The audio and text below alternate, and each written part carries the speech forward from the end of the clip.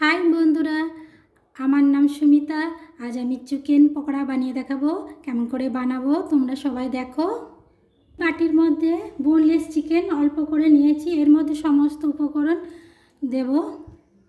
Half চামচ লবণ দিয়ে দিলাম, হাফ চামচেরও কম হলুদ গুঁড়ো দিয়ে দিলাম, একটা ডিম ফাটিয়ে নিয়েছি দিয়ে দেব, এক বাটি বেসন দিয়ে দিলাম, পেঁয়াজ কুচি দিয়ে দিলাম, ধনে পাতা কুচি দিয়ে দিলাম, টমেটো কুচি দিয়ে দিলাম, খুব ছোটো ছোটো পিস করে নিয়েছি, কাঁচা লঙ্কা কুচি দিয়ে দেব, আদা বাটা হাফ চামচ দিয়ে দিলাম, রসুন বাটা হাফ চামচ দিয়ে দিলাম, ধনে জিরে ভাজা গুঁড়ো হাফ চামচ দিয়ে দিলাম, চিলি ফ্লেক্স এক চামচ দিয়ে দিলাম, ম্যাগি মশলা কেটে নিয়েছি হাফ চামচ মতো দিয়ে দেব,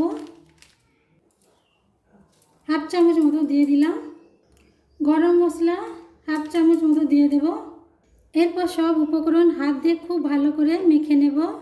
শুকনো করে মেখে নিয়েছি, জল আলাদা করে কড়া গরম হয়ে গেছে, সাদা তেল দিয়ে দেব। চিকেন পকোড়া ভেজে নেব, আস্তে আস্তে করে চিকেন দিয়ে দিচ্ছি পকোড়ার সাইজে। চিকেন পকোড়াগুলো ভাজা হয়ে গেছে, পাত্রে তুলে নেব। কত সুন্দর হয়েছে চিকেন পকোড়া।